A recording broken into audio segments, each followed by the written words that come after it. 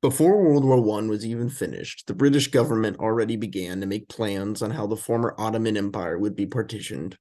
In 1917, Foreign Secretary Arthur Balfour issued a public statement stating the British government's intention to help establish a permanent Jewish state in the Levant known as the Balfour Declaration. After the war, the League of Nations established British-controlled Mandatory Palestine and independent Transjordan and formed a series of commissions to come up with a solution on how a new Jewish state could coexist with an Arab one.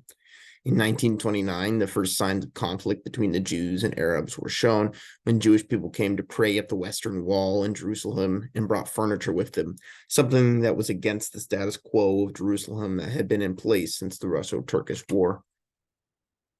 Bringing chairs to sit on was part of the Jews' religious traditions of Yom Kippur, but at the same time it's forbidden because it caused the local Muslims to become fearful that temporary Jewish furniture may eventually become permanent as a way for the Jews to take control of the holy site. In reaction, the Palestinians rioted and destroyed Jewish property, killing 133 Jews to instill fear and stop further settlement. The British occupying police force responded negatively by killing 116 Arab rioters. The British government then recognized that the situation created in Palestine was a complicated one that they did not fully understand, and after a series of escalating riots, sent the Peel Commission as an envoy to Palestine to understand the root cause of the violence. The Peel Commission concluded that a Jewish Arab state was untenable and that it'd be better to create separate Jewish and Arab states, with Jerusalem being an internationally administered zone. The publishing of the Commission's finding had the opposite of the intended effect and caused increased violence within Palestine over the idea of a partition, particularly in the mixed coastal city of Jaffa. Tension in Jaffa forced many Jewish residents to leave and resettle in the Jewish settlement of Tel Aviv. British forces reacted to the unrest by bombing hundreds of Arab homes, forcing them to leave the area. A meeting was called in London in 1939 with the goal of reaching an agreement between the Arabs and Jews to rein in the violence. The meeting was unconstructive, however, as the Arabs refused to be in the same room as the Jews and demanded the stoppage of Jewish settlements and the prohibition of any land transfer. Unable to negotiate, British Prime Minister Neville Chamberlain drafted the White Paper, which rejected the idea of a partitioned state in favor of a single state solution with annual limits on number of Jewish settlers. The White Paper was vehemently rejected by both the Palestinians and Jews, but nevertheless was implemented. Following World War II, European Jews who survived the Holocaust, backed by public opinion, pressed the British to increase the immigration limits placed on Jews to Palestine. This Zionist movement during the 1940s was called Aliyah Bet and saw 100,000 Jews leave Europe by boat and attempt to reach Palestine. By the outbreak of the Arab-Israeli War, however, only half had made the journey successfully, as the British Navy secretly was intercepting these ships and forcing the Jews back to refugee camps in Germany and on Cyprus because they were in violation of the White Paper, with many remaining Jews drowning at sea. These covert actions against Jewish Zionists were conducted by the British Special Forces known as MI6 in what would be their first use post-World War II, and established the idea of maintaining small groups of elite soldiers to operate in times of peace in order to protect national security interests. MI6 was initially founded in 1909 to spy on the Imperial German government, who was making major strides to build up their navy to check British dominance at sea. After World War I, MI6 switched to work with the Germans to counter communist influence, although this relationship flipped on its head during the Second World War, but reverted back to primarily anti-communist activities during the Cold War. President Franklin Roosevelt was impressed with the special operations of MI6 during the war and pushed for the establishment of the U.S. Office of Strategic Services, or known as the OSS, in 1942 to handle foreign espionage activities. The OSS was dissolved into two separate entities in 1948, the Central Intelligence Agency, which would continue foreign espionage missions, and the Bureau of Intelligence and Research, a much smaller intelligence agency under the Department of State, which has the goal of researching the underlying motives of foreign actors so the U.S. can make better diplomatic maneuvers. Right away, the CIA was first and foremost tasked with gathering intelligence on the Soviets and their intentions for Eastern Europe. During World War II, German scientists had experimented with different drugs on prisoners of war in an attempt to create a truth serum that would make extracting enemy secrets easier. The CIA carried on these experiments in a program called MK Ultra, where the original goal was to find a substance that could enable the CIA to manipulate Soviet spies with mind control, the most notable candidate being LSD. After these attempts failed, the CIA became aware of experiments being conducted by psychiatrist Dr. Donald Cameron using electroshock therapy on schizophrenic individuals in an effort to erase their past memories and start with a clean slate. Cameron gained notoriety after he was invited to the Nuremberg trials to conduct a psychiatric evaluation on Rudolf Hess, an evil Nazi figurehead. After the trial, Cameron had become obsessed with the questions surrounding how the German people could have allowed someone as evil as Hitler and the Nazis to come to power and murder millions of innocent people. His conclusion was that the Germans themselves were not inherently bad people, but they had been corrupted by a nationalistic view of German history that radicalized them. Cameron posited that if he could discover a way to wipe people's minds with bad memories, past memories of a great national past could be removed from people's thoughts, preventing another world war based on nationalism from ever happening again. Cameron had spent a majority of his career working with mentally ill patients who he believed would benefit from having their memories wiped and replaced with healthy thoughts, and considered them to be excellent test subjects for his theory of memory wiping. CIA agents made the journey to Montreal, Canada, where Cameron lived and operated the Allen Memorial Institute, an insane asylum. The agents were able to convince Cameron to collaborate with them on the goal of using electroshock therapy as an eventual form of mind control that could be used on spies. The CIA at this point was convinced the Soviets had discovered a method of mind control and had already infiltrated the CIA at high levels. This was far from true, as the Soviets had chosen not to pursue further research on this subject after the initial failures of their program. The ascension of communist Fidel Castro in Cuba caused alarm bells to go off for President John F. Kennedy, who ordered a major increase in funding of MK Ultra with the goal of creating the perfect spy to obtain access to Castro and assassinate him. The increased focus did not yield a successful CIA mind control experiment, but did have the consequence of legitimizing Cameron's theories of electroshock therapy as mainstream treatment and established the modern idea of psychiatry being a science. Electroshock as a treatment for the mentally ill spread across mental asylums all over the U.S., in addition to lobotomies, which had become commonplace in asylums during the 1950s after the Portuguese neurologist Antonio Egas Moniz developed the procedure and won the Nobel Peace Prize for Medicine in 1949 for his work. These procedures did not cure the patient's mental illnesses, but rather destroyed active parts of their brain until they were rendered to harmless vegetables. After several years of study, Cameron had a mountain of data telling him that his attempts at memory wiping had been unsuccessful. Yet unwilling to admit defeat, he continued to falsely test results for the CIA in order to continue to have access to their funding. At the same time, Kennedy began to lay the groundwork for the deinstitutionalization of asylums in America. He was motivated by the fact that he had a younger sister named Rosemary, who was born with a developmental disability following complications with her birth. Joseph P. Kennedy Sr., JFK's father, made the decision for Rosemary to have her lobotomized at age 23, which predictably rendered her a vegetable and unable to speak. She spent most of the rest of her life at a care home in Wisconsin, with her very busy and important family rarely making the time to visit her, until she passed away in 2005 at the age of 86. John felt guilt and sadness for his sister, so in 1963 he passed the Community Mental Health Act. The law called for the release of a large portion of mentally ill patients into the community, which caused the closure of many mental health hospitals. The invention of antipsychotic drugs during the previous decade was going to bridge the gap in care and allow patients to be treated at home. In 1967, Governor of California Ronald Reagan took it a step further and began to order the closure of all mental hospitals in California, marrying the ideas of social justice reform and budget cuts, a state-level bill that would later be replicated by many other states.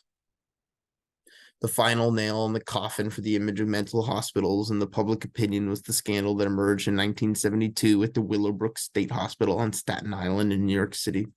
Famed journalist Geraldo Rivera, at that time just a lowly investigative reporter at WABC TV New York, did an expose on the squalor conditions at the asylum. Willowbrook had opened after World War II and was very quickly overcrowded, exceeding capacity by 50%. Hepatitis outbreaks spread through the hospital. Doctors knew hepatitis was viral, but they didn't know how it was transmitted or its level of contagion. Medical researcher Saul Krugman from NYU decided to conduct an experiment on the mentally disabled children living in the hospital to learn more about the disease. Healthy children were deliberately infected with hepatitis by secretly contaminating their food with fecal matter from infected children. From this, the researchers were able to determine that there were two types of hepatitis, hepatitis A and hepatitis B. A was less dangerous and was determined to be spread by fecal matter, while B was spread by bodily fluids. From this, they were able to eventually create vaccines for hepatitis, undoubtedly saving many lives, but at what cost? The abuses did not stop there. By the time Rivera had arrived, mental and physical abuse from the staff was rampant. The earlier closing of many mental facilities caused the hospitals that did remain open to become severely overcrowded, jeopardizing the safety of the staff, degrading the profession, and eventually degrading the safety of the patients as overworked, unqualified staff began to take out their frustrations on the patients. Following the assassination of President Kennedy in 1963, paranoia within the CIA reached maximum heights as agents began to become convinced that the reported assassin, Lee Harvey Oswald, had been under Soviet mind control when he shot Kennedy. This paranoia would remain hidden until spilling out all at once in the wake of the Watergate scandal. Once the American public had become aware that there was widespread lying going on within the U.S. government, calls for reform were made in the bipartisan Church Committee in the Senate, led by Idaho Democrat Senator Frank Church, was formed to examine and bring to light secrets that had been withheld from the American public, including the CIA's MK Ultra mind control program targeting unwitting Americans, including mentally vulnerable World War II veterans, the CIA's efforts to assassinate at least 4 foreign leaders, and expose the existence of the previously unknown National Security Agency, known as the NSA, that had been wiretapping American political organizations. The committee's findings and the public reaction led to the establishment of permanent U.S. Senate Select Committee on Intelligence, which is designed to oversee the behavior of the CIA and other like-minded agencies to stop them from committing illegal acts.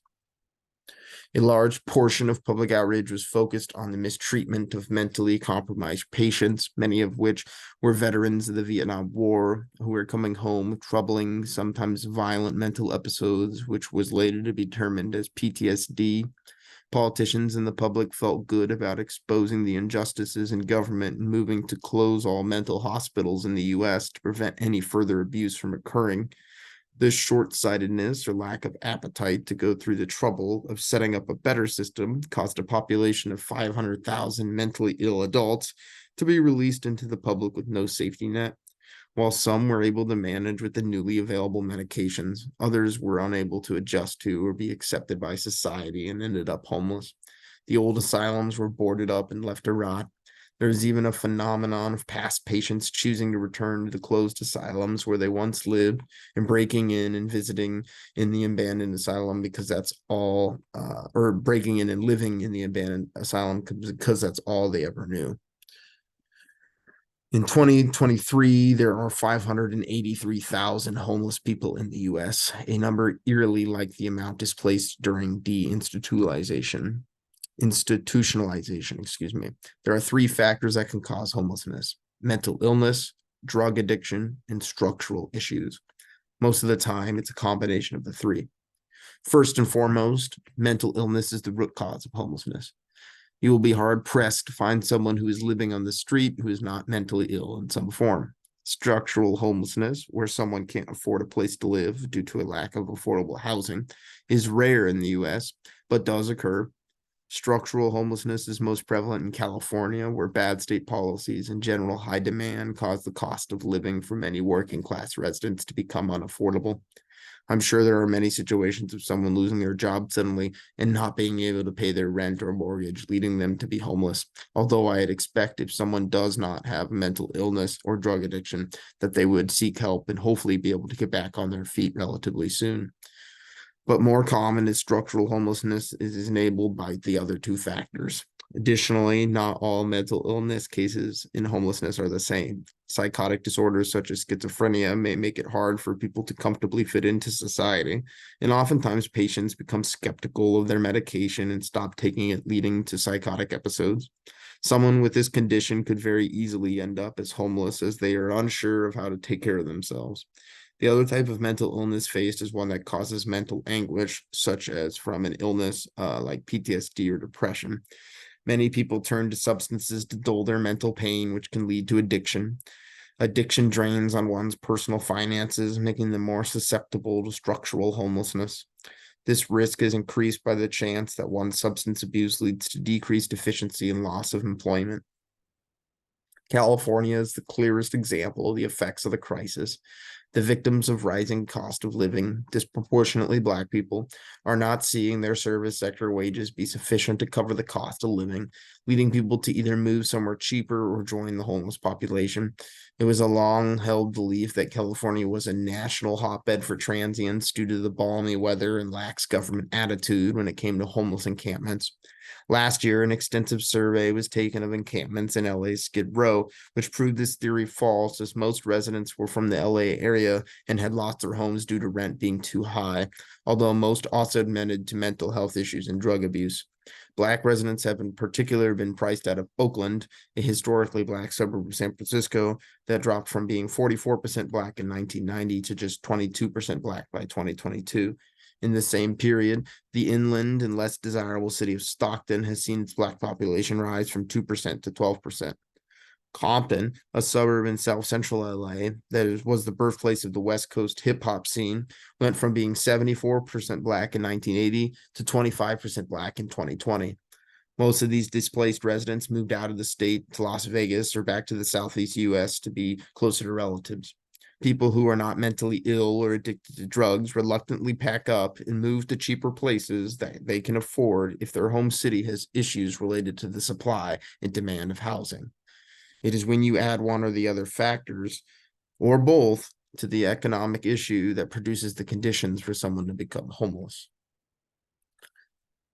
In America, where the average GDP per capita is $80,400, we should not allow homelessness to exist in our country. It should be illegal to sleep on the street. Offenders should not be treated as criminals, however, and they should properly be treated and get them back on their medication if that's what they need, or by waiting for them to sober up until they are again conscious of the situation they are in. A large portion of the homeless today will not simply go away with government or community handouts in the form of food or even free housing.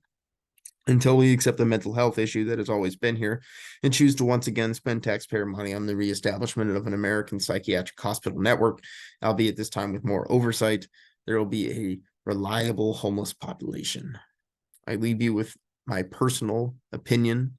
The federal government should close the corrupt and inefficient VA hospital system and use some of that money saved to reopen mental health facilities that can also specialize in conditions prominent in veterans, such as PTSD.